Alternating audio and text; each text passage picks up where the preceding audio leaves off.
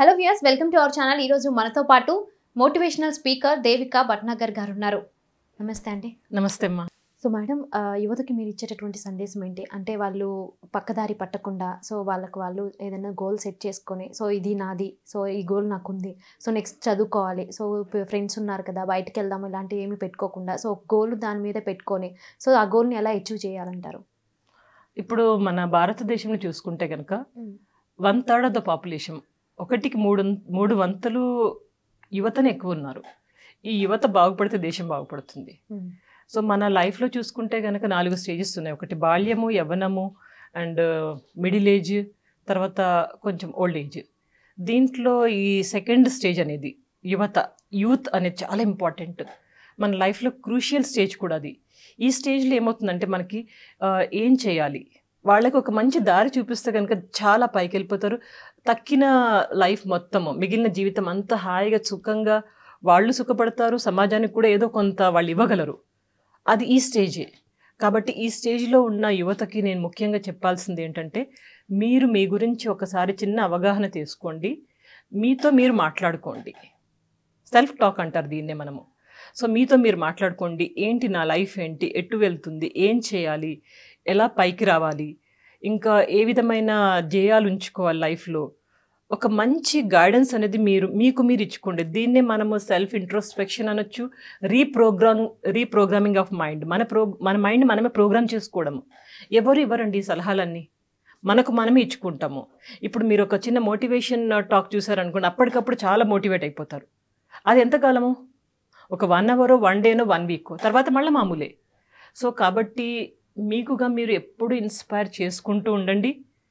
మీరు ఏం అవదలుచుకున్నారో ఒక్కసారి ఆలోచించండి. మీ అభిప్రాయాలు ఎలా ఉన్నాయి, మీ అభిరుచులు ఎలా ఉన్నాయి, మీ ఇంట్రెస్ట్, మీ ప్యాషన్ ఏంటి ఒక్కసారి గుర్తుపట్టుకోండి. భయపడకుండా పేరెంట్స్కి చెప్పండి. పేరెంట్స్ కూడా ఈ ఛానల్ చూస్తూ ఉంటుంటారు. పేరెంట్స్ కూడా ఇచ్చే సలహా ఇదే. మీ పిల్లల అభిప్రాయాలు ఎలా ఉన్నాయి, దాని ప్రకారం వాళ్ళని ఎంకరేజ్ చేయండి. మనం 3 Idiots మూవీ చూస్తాం. ఒకటి ఫోటోగ్రఫీ అంటే చాలా ఇంట్రెస్ట్, వాడిని తీసుకెళ్ళి ఇంజనీరింగ్లో జాయిన్ చేస్తారు. వాడు అవ్వడు ఇంజనీర్, అయినా కానీ ఒక మంచి ఇంజనీర్ అవ్వలేడు.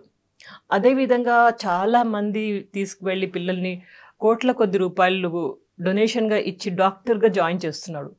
రేపు పొద్దున అతను డాక్టర్ అయినా కానీ పేషెంట్కి ఎంతవరకు న్యాయం చేయగలడు? సో కాబట్టి ప్రతి యువత వాళ్ళ యొక్క అభిరుచులు, వాళ్ళ యొక్క ప్యాషన్ ఏంటనేది ఒకసారి గుర్తుపట్టుకోండి. తర్వాత ఇమ్మీడియట్గా మీరు ఏం చేయాలంటే మీ పేరెంట్స్కి చెప్పండి, నాకు ఈ ఫీల్డ్ ఇంట్రెస్ట్, నేను దీంట్లో రాగలను, నాకు ఆ కాన్ఫిడెన్స్ ఉంది, నాకు ఆత్మవిశ్వాసం ఉంది అని చెప్పి మీరు పేరెంట్స్ని ఒప్పించి ఆ ఫీల్డ్ మీద మీరు చక్కని దృష్టిని పెట్టండి. ఎటువంటి పరిస్థితుల్లోనూ మీ యొక్క దృష్టిని మరల్చకండి ఎటువైపు.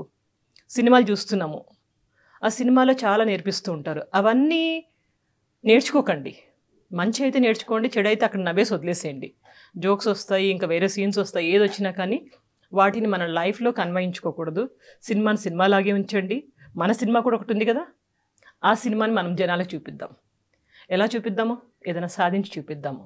సో కాబట్టి మైండ్ని ఎటువంటి పరిస్థితుల్లో మీరు డైవర్ట్ చేయకండి.